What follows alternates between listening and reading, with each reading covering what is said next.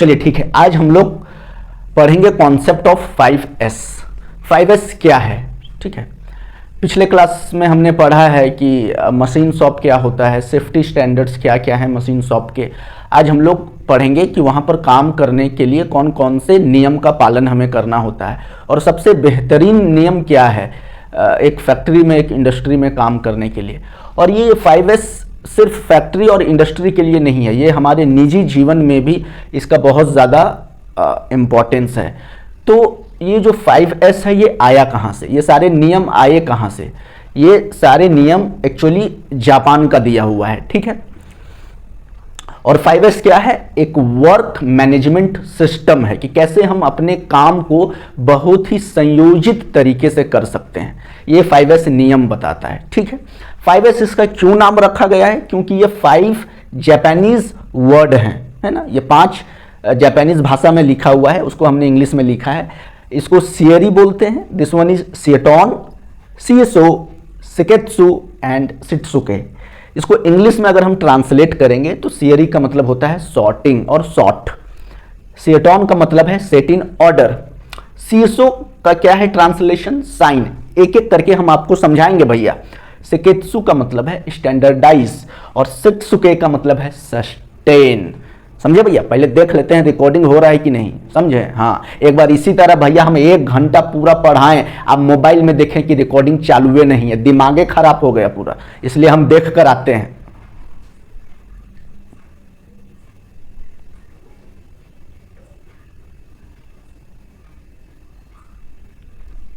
चलिए ठीक है, चल रहा है, फोकस नहीं लिया है, कोई बात नहीं। तो जब हम सिएरी की बात करते हैं, what is the meaning of seiri? English में सॉर्टिंग और सॉर्ट। देखिए, एकदम प्रैक्टिकल भाषा में हम लोग बहुत ही आसान भाषा में समझने की कोशिश करेंगे कि जिस भी जगह पर आप काम करते हैं, जो आपका कार्यस्थल है, जो आपका वर्क प्लेस है, इस साहब वहां पर सिर्फ और सिर्फ आपको काम की सामान ही रखना है, एकदम काम की वस्तु रखना है, अननेसेसरी चीजों को वहां रखना ही नहीं है साहब। क्या समझे? किसी मशीन पर अगर आप काम करते हैं तो जो मशीन के उपयोग के लिए जो सामान है आपके पास, आप वही रखें। जो अननेसेसरी चीज है, जिसका काम ही नहीं है आपको वहां पर, उसको आप अपने वर्क प्लेस से बाहर करें। क्या समझे? मान लीजिए जैसे कि कोई टूटा फूटा सामान है, तो आप अपने घर के अंदर रखेंगे क्या? नहीं रखेंगे। क्यों नहीं रखेंगे? क्योंकि वो कोई काम का नहीं है, वो बेवजह आपके घर में जगह भी लिया है, हो सकता है कि कोई वो दुर्घटना का कारण बन जाए आपके लिए। तो जो सामान आपके काम का है उसको हम रखेंगे, जो सामान आपके काम का नहीं है उसको हम अपने वर्क प्लेस से बाहर करेंगे। उसी को बोला जाता है सॉर्टिंग, और हिंदी में बोलेंगे छाटना, छटाई करना। समझ गए? नेक्स्ट है सिएटोन।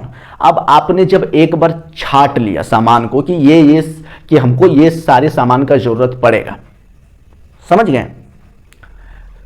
तो अगला आप क्या करेंगे? जो सामान आप छाट कर रखे हैं साहब, उसको हम ऑर्डर में सजा कर रखेंगे ताकि कोई भी सामान का हमको जरूरत पड़े। मान लीजिए मशीन पर आप काम करते हैं, बहुत सारा टूल का इस्तेमाल होता है, बहुत अलग अलग तरह के रेंच होते हैं, अलग अलग नंबर के रेंच होते हैं, अलग अलग तरह के प्लास, पेचकस, टूल्स, छोटे बड़े नट अलग तरह के होते हैं, नट बोल्ट छोटे बड़े अलग अलग साइज के, बहुत सारा सामान यूज होता है एक फैक्ट्री में, एक इंडस्ट्री में। तो सबको हम सजा कर रखेंगे, होता है ना, देखें है ना, समझ गए?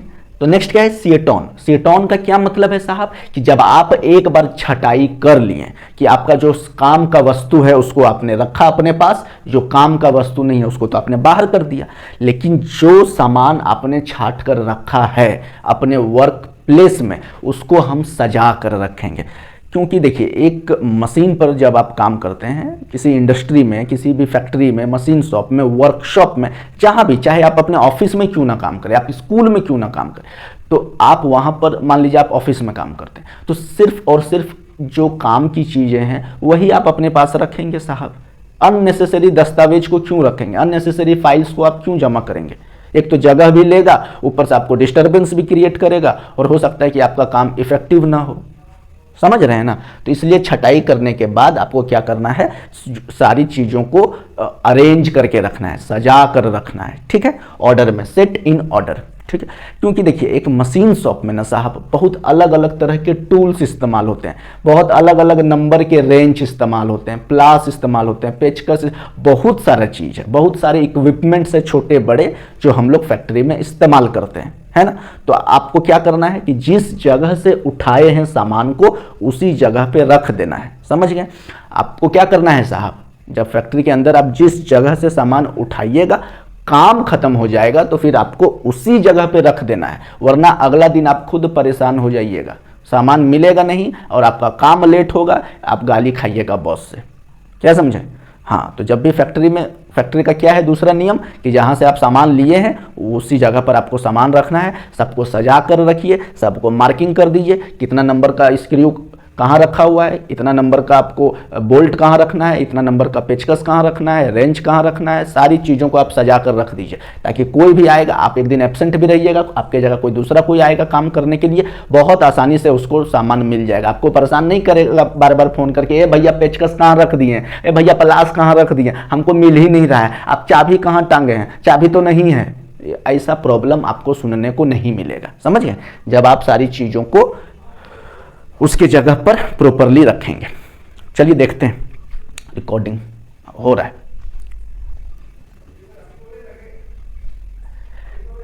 नेक्स्ट क्या है साहब, सीएसओ। सीएसओ का मतलब होता है साइन, साइनिंग का मतलब होता है साफ सफाई।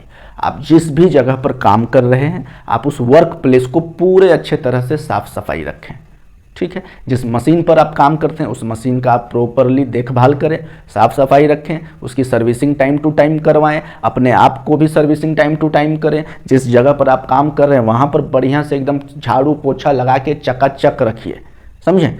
क्योंकि अगर आप साफ सफाई का ख्याल नहीं रखेंगे तो अल्टीमेटली आपको प्रॉब्लम होगा। मान लीजिए आप घर में अपने बेडरूम में एक सप्ताह झाड़ू नहीं लगाइएगा तो बताइए कि आपका मिजाज पूरा खराब हो जाएगा साहब, आपको ना नींद आएगा, ना काम करने का मन करेगा, ना वैसे माहौल में खाने का मन करेगा। ठीक उसी तरह से फैक्ट्री में भी अगर आप साफ सफाई का ख्याल नहीं रखेंगे तो हो सकता है कि आपको बहुत सारे प्रॉब्लम्स का सामना करना पड़ सकता है, आप दिक्कत में फंस जाइएगा। समझ में आया what is the meaning of sine. आप जिस जगह पर काम कर रहे हैं वहाँ पर आप साफ सफाई रखिए। बहुत बार क्या होता है, मशीन में हम लोग लोहा का कटिंग होता है तो बहुत सारा लोहा का बुरादा जमा हो जाता है जिसको चिप्स बोलते हैं, है ना। बहुत सारा, एक फैक्ट्री में काम कीजिएगा तो बहुत सारा रैप इकट्ठा हो जाता है ना। दिन भर जब आप 8 घंटा 10 घंटा काम कीजिएगा ना तो शाम को आप देखिएगा कि बहुत सारी गंदगी इकट्ठा हो जाती है। तो टाइम टू टाइम आपको सफाई करना है, मशीन को भी सफाई करना है, ठीक है। उसका मतलब होता है साइन। नेक्स्ट है सेकेत्सु। सेकेत्सु का मतलब है कि चलिए आपने छटाई कर दिया, आपने चीज़ों को ऑर्डरली सजा दिया, आपने साफ सफाई भी प्रॉपरली कर दी। ए भैया आपको एक दिन के लिए नहीं करना है ये सब, समझ गए ना। इसको हर दिन करना है, एक नियम बना लेना है कि आपको कौन से समय पर सफाई करना है, किस समय पर आपको मशीन की सर्विसिंग करना है, किस समय पर आपको मशीन स्टार्ट करना है, किस समय पर मशीन को बंद करना है। आपको सारा चेकलिस्ट बना लेना है और उसी नियम के आधार पर आपको हर दिन साहब काम करना है, समझें। कोई ये एक दिन, एक सप्ताह, एक महीना के लिए रूटीन नहीं है, ये सालों साल, हजारों साल के लिए ये रूटीन है। जापान में साहब ये 5S कोई 1 साल, 5 साल, 20 साल, 100 साल के लिए नहीं है, ये हजारों साल से चला आ रहा है 5S। और इसी 5S को पूरी दुनिया इंप्लीमेंट करने की कोशिश करती है क्योंकि ये सबसे इफेक्टिव तरीका है एक फैक्ट्री के अंदर, एक इंडस्ट्री के अंदर काम करने का। ना सिर्फ इंडस्ट्री, चाहे आप स्कूल में रहे या आप कॉलेज में रहे, हम आपको पहले भी बता चुके हैं, चाहे आप खेती बाड़ी का ही काम क्यों ना करें, आपको ये 5S हर जगह पर इस्तेमाल होता है। तभी आप एक इफेक्टिव तरीके से, सुचारू रूप से आप काम कर सकते हैं और आपको काम का रिजल्ट भी मिलेगा, समझ गए। तो सेकेत्सु क्या है, आपने छटाई कर लिया, आपने चीज़ों को ऑर्डरली सजा दिया, आपने साफ सफाई भी कर लिया, अपने फ्लोर का, वर्कप्लेस का, मशीन का, हर चीज़ का साफ सफाई कर लिया। अब स्टैंडर्डाइज का मतलब है कि आप नियम बनाइएगा, ठीक है, कि इसको हमको डेली करना है, चेकलिस्ट बनाइए, समझ गए, कि डेली करना है।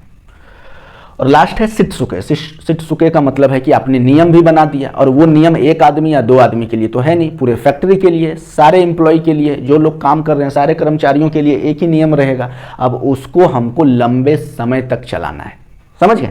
सस्टेन का मतलब क्या होता है कि उसी सेल्फ डिसिप्लिन से अनुशासन से इस सारे जो भी नियम है इसको फैक्ट्री में इम्प्लीमेंट करना है, तभी जाकर आप एक बेहतर जो कार्य है उसको आप अंजाम दे सकते हैं। समझिए, अगर आपके जीवन में डिसिप्लिन नहीं है तो फिर कोई भी काम संयोजित रूप से आप कर नहीं सकते हैं। इसलिए अगर कोई भी आप मान लीजिए पढ़ाई है तो पढ़ाई को नियम के अनुसार करना होता है, ठीक है, कॉन्सिस्टेंटली करना होता है। ऐसा नहीं कि आज 8 घंटा 12 घंटा पढ़ लिए, अब कल हम किताबें नहीं पलटेंगे, कल हम लिखेंगे नहीं, कल हम कॉलेजे नहीं जाएंगे, ऐसा नहीं होना चाहिए। बात समझ रहे ना भैया?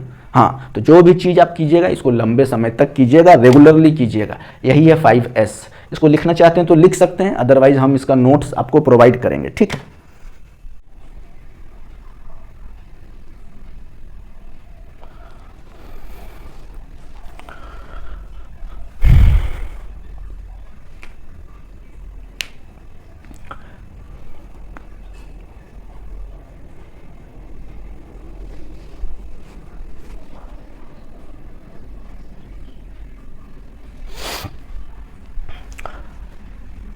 चलिए, हमने थोड़ा सा आपको 5S के बारे में जानकारी दी थी। ये इसका नोट्स है, आप इसको आप लिख सकते हैं। मैं एक बार पढ़ दे रहा हूं। ए कॉन्सेप्ट ऑफ 5S है ना। तो मेन पर्पस क्या था 5S का, हमने बताया था कि अपने काम को कैसे व्यवस्थित तरीके से करना है ना। यही था आपका मेन कॉन्सेप्ट 5S के पीछे। हमने बहुत साफ साफ लिखा है, आप देखिए कि सियरी यानी सॉर्टिंग यानी छटाई करना है ना। सिएटॉन छाटने के बाद जो काम की चीजें हैं उसको सजाना, सजा कर रखना। सीएसओ जिस जगह पर आप काम कर रहे हैं, जो आपका कार्य स्थल है, उसकी साफ सफाई रखना। सेकेत्सु यानी कि आपको नियम बनाना, छाटना, सजाना, साफ सफाई, ये तीनों के लिए आपको नियम बनाना होगा और उस नियम को अमल करवाना होगा सारे कर्मचारी से, पूरे फैक्ट्री, पूरे इंडस्ट्री, पूरे ऑर्गेनाइजेशन से। समझ गए? और शित्सुके का मतलब है आपको सेल्फ डिसिप्लिन भी अपने अंदर लाना है, जिससे कि ये 5S का जो कॉन्सेप्ट है साहब, ये 5 साल 10 साल 100 साल नहीं, हजारों सालों तक चले और ये संस्कृति बन जाए। समझ गए? यही है कॉन्सेप्ट 5S का। आप लिखिए इसको, फिर हम लोग एक एक करके बहुत ही ब्रीफ में लिखेंगे। सियरी क्या होता है, सिएटॉन क्या होता है, सभी को हम लोग थोड़ा थोड़ा लिखेंगे। पहले इसको आप लिखिए।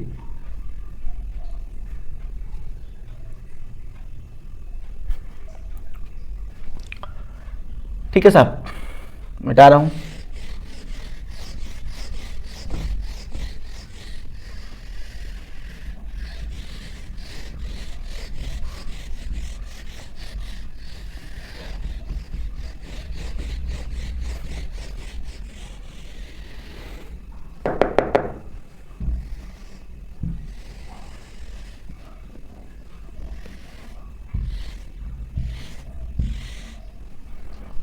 चलिए, ठीक है साहब, लिखिए।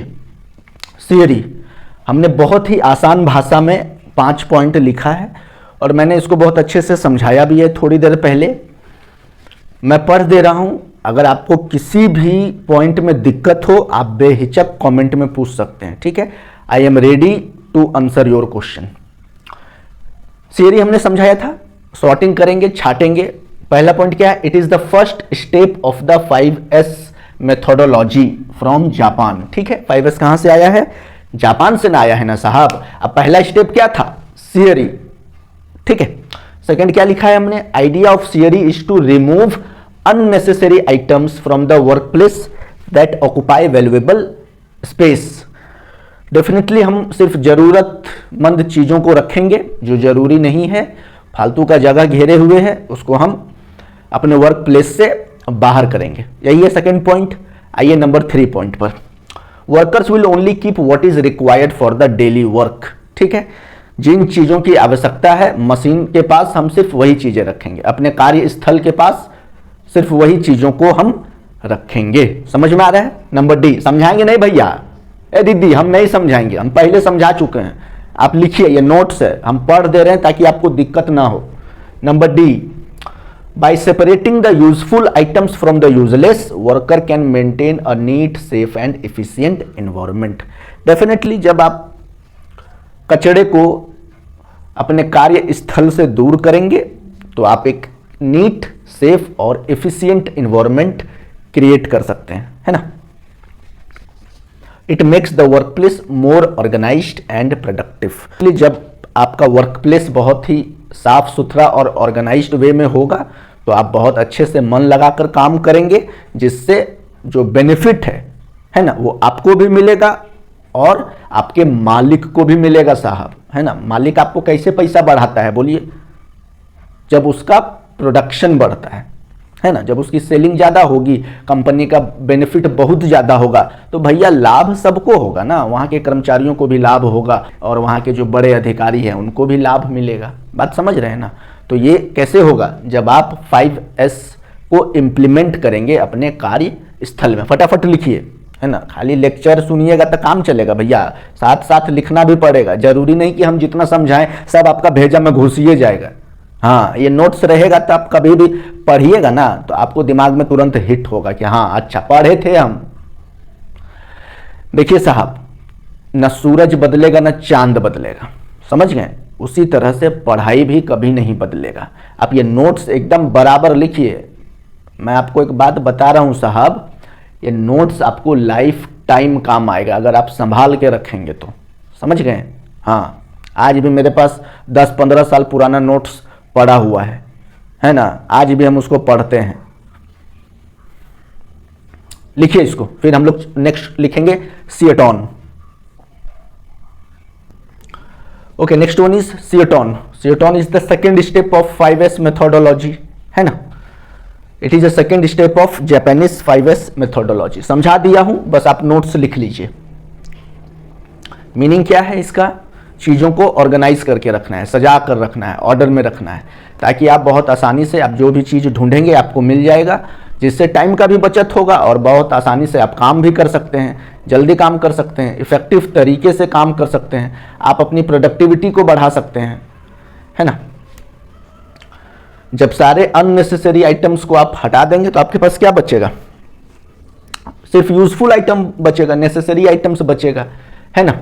तो उससे क्या होगा साहब? आप बहुत आसानी से उनका इस्तेमाल कर सकते हैं और जहां से आपने सामान को उठाया वापस आप वहां रिटर्न करके रखिएगा तो आपके लिए बहुत अच्छा होगा. वही चीज है third point. When all unnecessary items are removed, seiton focuses only on arranging the remaining necessary items in a proper way so that they are easy to find. बहुत आसानी से आपको मिल जाएगा जब आप सजा कर रखेंगे. यूज, आप आसानी से यूज कीजिए और रिटर्न, आप जहां से उठाए थे वापस वहां पे रख दीजिए. ठीक है. उसके बाद क्या है? Number D, what is the main slogan. इसका मेन स्लोगन क्या है सिएटॉन का? कि हर चीज के लिए जगह होनी चाहिए, है ना. A place for everything. हाँ, हर चीज मतलब क्या? जो आप छाट कर रखे हैं उसके लिए प्रॉपर जगह होनी चाहिए, है ना. And everything in its place. ठीक है. और हर चीज अपने जगह पर होना चाहिए. हर चीज के लिए जगह होना चाहिए और वो हर चीज अपने निर्धारित जगह पर होना चाहिए साहब. हाँ, यही मीनिंग है इसका. Next, the aim is to reduce time and promotes smooth work flow. ठीक है. इससे समय का भी बचत होगा और बहुत स्मूथली आपका काम होगा. समझ गए? लिखिए फटाक से.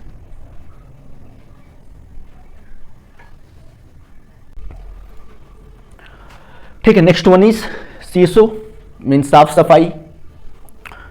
वर्क प्लेस का भी साफ सफाई करना है, मशीन का भी साफ सफाई करना है. मशीन का अगर प्रॉपर टाइमली हम सर्विसिंग करेंगे तो उसका लाइफ स्पैन बढ़ जाएगा, लंबे समय तक चलेगा. साफ सफाई वाले माहौल में अगर आप काम करेंगे तो आपको काम करने में भी मन लगेगा, है ना. इसको मैं ऑलरेडी समझा चुका हूं, आप इससे लिख लीजिए, मैं पढ़ दे रहा हूं. It is a third step of Japanese 5S methodology. It focuses on regular cleaning of tools, machines, floors and surroundings. ठीक है. Daily habit of cleanliness is required to make a workplace safe, pleasant and efficient. It helps in increasing the lifespan of equipment and machines and ensures smooth functioning. And the last one is it promotes discipline, safety, pride among the workers. समझा दूं क्या हर point को? समझ में आ रहा होगा ना. चलिए बहुत शॉर्ट में मैं समझा देता हूँ, क्योंकि बहुत सारे बच्चे ऐसे भी होते हैं जिन्हें दिक्कत होती है, तो मैं बहुत शॉर्ट में समझा दे रहा हूँ, ठीक है। ये तीसरा स्टेप है 5S का, और इसका मेन फोकस होता है साफ़ सफाई पे। किसका साफ़ सफाई करना है? टूल्स का। जो जो आप टूल्स का इस्तेमाल कर रहे हैं, जो इक्विपमेंट्स का इस्तेमाल कर रहे हैं आप अपने वर्क प्लेस में, जिस मशीन पर काम कर रहे हैं उसका साफ़ सफाई। फ्लोर का, यानी कि ग्राउंड का साफ़ सफाई करना है, टाइल्स का साफ़ सफाई करना है, अपने वर्क प्लेस का साफ़ सफाई करना है, एंड सराउंडिंग्स, अपने आसपास भी साफ़ सफाई रखना है, ठीक है। और ऐसा नहीं कि एक ही दिन साफ़ सफाई करेंगे, इसको डेली हैबिट में शामिल करना है। हर दिन आपको इसका विशेष ख्याल रखना है, ठीक है। तब आपको काम करने में भी अच्छा लगेगा और काम को आप बहुत बेहतर ढंग से, बहुत बेहतर तरीके से कर सकते हैं। अगर मशीनों की सर्विसिंग टाइम टू टाइम करेंगे, अनुशासन के साथ करेंगे, तो मशीनों का जो लाइफ स्पैन है वो बढ़ जाएगा, मतलब वो बहुत लंबे समय तक चलेगा। आप अगर अपनी गाड़ी का सर्विसिंग टाइमली ना कराएंगे तो क्या होगा, उसका जो लाइफ पीरियड है वो घट जाएगा ना साहब। उसी तरह से मशीनों का भी टाइम टू टाइम सर्विसिंग कराना होता है, ठीक है। और डिसिप्लिन आपको मेंटेन रखना है हर दिन साफ सफाई के लिए, उससे आपकी सेफ्टी भी बढ़ती है और काम करने में बहुत गर्व महसूस भी होता है, अच्छा महसूस होता है, अंदर की जो फीलिंग्स होती है वो इन्हेंस होती है, बहुत अच्छा लगता है आपको। साफ सफाई में हर किसी को अच्छा लगता है या नहीं? लिखिए, फिर 2 बचा हुआ है, 3 के बाद नंबर 4 और नंबर 5, seiketsu and शित्सुके।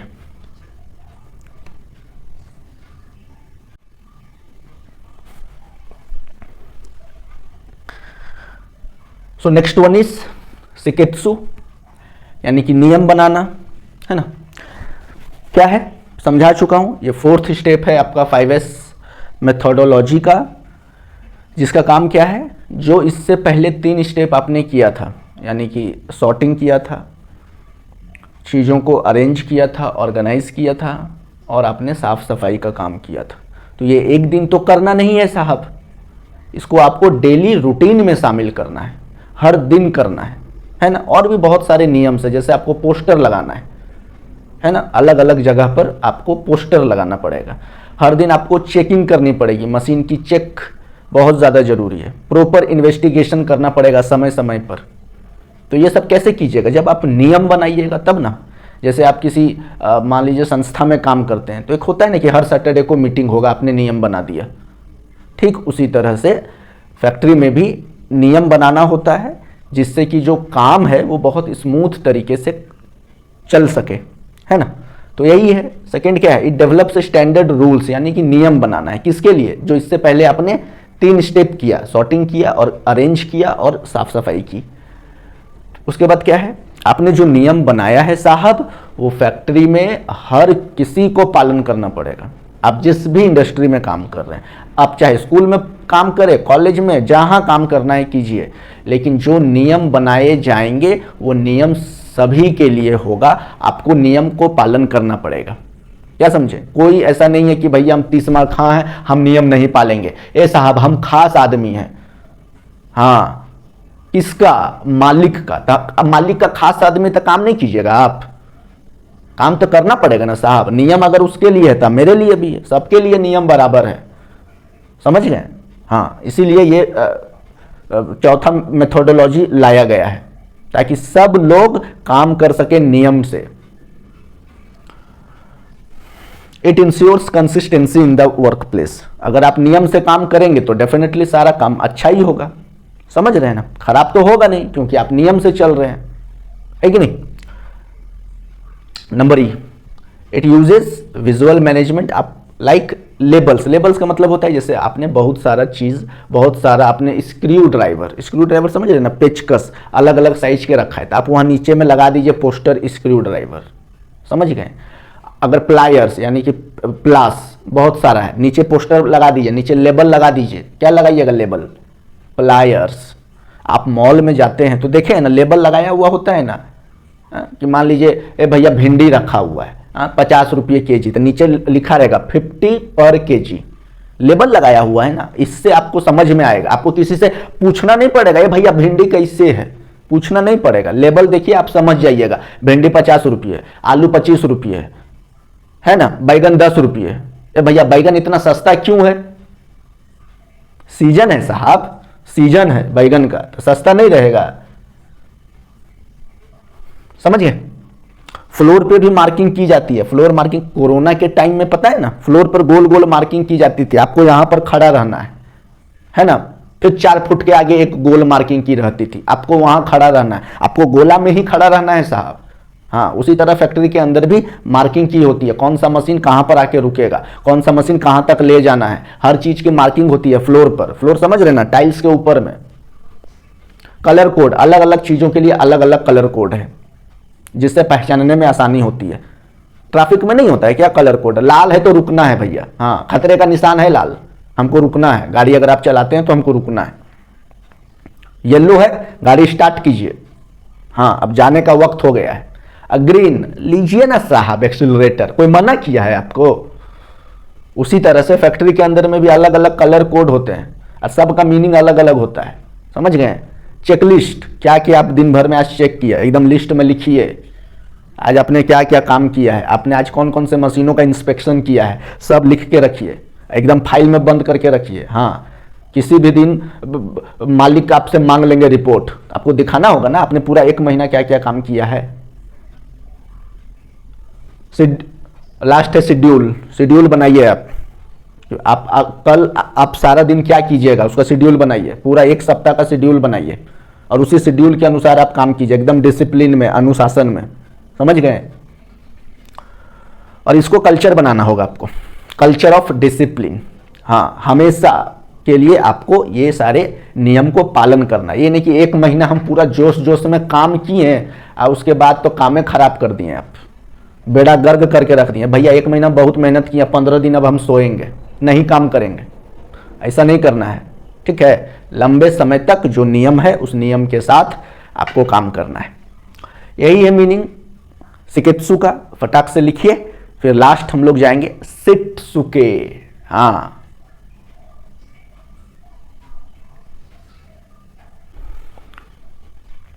And the last one is shitsuke, यानी कि जो भी इससे पहले 4 स्टेप हुआ है उसको आप कैसे हजारों साल तक सस्टेन कर सकते हैं, लंबे समय तक चला सकते हैं। इसके बिना जो पिछला 4 स्टेप था वो किसी काम का नहीं है, समझ गए। वो 4 स्टेप इसलिए ही होता है ताकि वर्कर्स को हम लोग इस लायक बना सकें कि वो रिस्पॉन्सिबिलिटी अपने ऊपर ले सके, वो आंसरेबल हो, किसी भी सवाल का वो जवाबदेही हो, वो चीज़ों को बहुत अच्छे से एक्सप्लेन कर सके, जस्टिफाई कर सके और टीम वर्क में काम भी कर सके और एक बहुत अच्छा लीडर बन सके। इसलिए हम क्या करते हैं, शित्सुके इसी चीज़ को जो है वो एक्सप्लेन करता है ना। शित्सुके देखिए 5th और फाइनल स्टेप है ये आपका 5S मेथोडोलॉजी का, है ना। होता है कि जो एम्प्लॉयज़ काम करते हैं ना उसके अंदर एक सेल्फ डिसिप्लिन आ जाता है, वो अब किसी के डर से काम नहीं करेगा, ये साहब मालिक आ रहा है देख लेगा, चलो चलो चलो काम करेंगे, ऐसा नहीं है। उसके अंदर सेल्फ रिस्पॉन्सिबिलिटी आ जाती है, सेल्फ अकाउंटेबिलिटी आ जाती है ना। कोई भी घटना होगा वो खुद आंसरेबल होगा, किसी चीज़ में सुधार करना है वो खुद आगे आके एज अ लीडर, है ना, वो चीज़ों को संभालेगा, उसके अंदर इतनी क्षमता डेवलप हो जाती है ना। एम्प्लॉय को इसलिए तो ट्रेंड किया जाता है और मोटिवेट किया जाता है ना। इससे क्या होगा, कंटिन्यूअस इंप्रूवमेंट होता रहेगा आपके फैक्ट्री का, आपके संस्था का, जिस भी संस्था में आप काम कर रहे हैं, चीज़ें बहुत अच्छी होती चली जाएगी, है ना। और ये आपको जैसा हमने बताया कि ये क्या करता है, it promotes the sense of responsibility, accountability and team work. इसको एक संस्कृति बना देती है, पूरे सिस्टम को एक कल्चर में बदल देती है 5S। और यही 5S जो है वो पूरे जापान में चल रहा है ना। हजारों सालों से साहब वहाँ पर 5S मेथोडोलॉजी के तहत काम चलता है, ठीक है। आपने सुना होगा कि वहाँ पर ट्रेन लेट नहीं होती है जापान में, वहाँ पर जितने भी एम्प्लॉयज़ हैं बहुत टाइमली काम पर जाते हैं और बहुत टाइमली काम पर वापस आ भी जाते हैं। वहाँ पर सेल्फ डिसिप्लिन बहुत ज़्यादा है लोगों में, तो इसे 1 दिन या 2 दिन में साहब सेल्फ डिसिप्लिन नहीं आता है ना। बहुत लंबा समय लगता है आपको अपने आप को सेल्फ डिसिप्लिन बनाने में। चलिए इसी के साथ हम जो कॉन्सेप्ट है 5S का आप मुझे लगता है कि आपको समझ में आया होगा। बहुत ही हमने डिटेल में 5S को एक्सप्लेन किया। ये बहुत ही इंपॉर्टेंट टॉपिक है, क्योंकि आप लोग जितने भी इंजीनियर्स होते हैं वो ज़्यादातर इंडस्ट्री में काम करते हैं, तो उन्हें मालूम होना चाहिए 5S का क्या कॉन्सेप्ट है। चलिए फिर अब हम किसी अगले वीडियो में मिलेंगे नए टॉपिक के साथ, है ना। तब तक आप अपना ख्याल रखिए और बहुत ही आनंद से पढ़िए, नोट्स बनाइए और इसको घर में रिवाइज कीजिए। जय हिंद।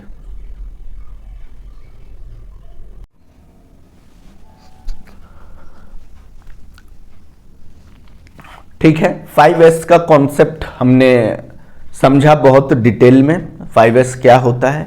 एक आखिरी टॉपिक 5S से जुड़ा हुआ रह गया है, importance of housekeeping in A machine shop. समझना होगा कि हाउसकीपिंग का क्या मतलब है। हाउसकीपिंग का मतलब सिर्फ साफ सफाई करना नहीं है। हाउसकीपिंग का मतलब है कि साफ सफाई के साथ साथ आप कितना सुरक्षा प्रदान कर रहे हैं अपने कर्मचारियों को, कितने चीज़ें व्यवस्थित तरीके से आप कर रहे हैं, अपने काम को कितने व्यवस्थित तरीके से आप अंजाम दे रहे हैं, इसका मतलब है हाउसकीपिंग। हाउसकीपिंग का मतलब साफ सफाई करना भी है, चीज़ों को व्यवस्थित भी करना है और उसको सेफ जोन में भी तैयार करना है, ताकि एक्सीडेंट्स ना हो, किसी को हार्म ना पहुंचे, इंजरीज ना हो, है ना। आपका जो काम है वो प्रोडक्टिव तरीके से हो। प्रोडक्टिविटी की जब भी हम बात करते हैं क्या मतलब है कि हम बहुत इफ़िशियंट प्रोडक्शन चाहते हैं, हम फैक्ट्री के प्रोडक्टिविटी को बढ़ाना चाहते हैं। इसका मतलब है कि कम समय में हम लोग ज़्यादा से ज़्यादा काम कर सकें और उस काम में एरर के चांस बहुत कम हो, एक्यूरेसी के साथ हम लोग काम को अंजाम दें। ये सारा चीज़ें जो है वो हाउसकीपिंग में आ जाती है। तो इस पर हम लोग ज़्यादा फोकस नहीं करेंगे, क्योंकि 5S से जुड़ा हुआ ये चीज़ है और बहुत अच्छे से हमने आपको 5S समझा चुका हूँ। तो ठीक है, अब हम अगले टॉपिक को पढ़ेंगे अगले लेक्चर में। यहाँ पर लेक्चर 2 आपका कंप्लीट होता है। ठीक है, चलिए।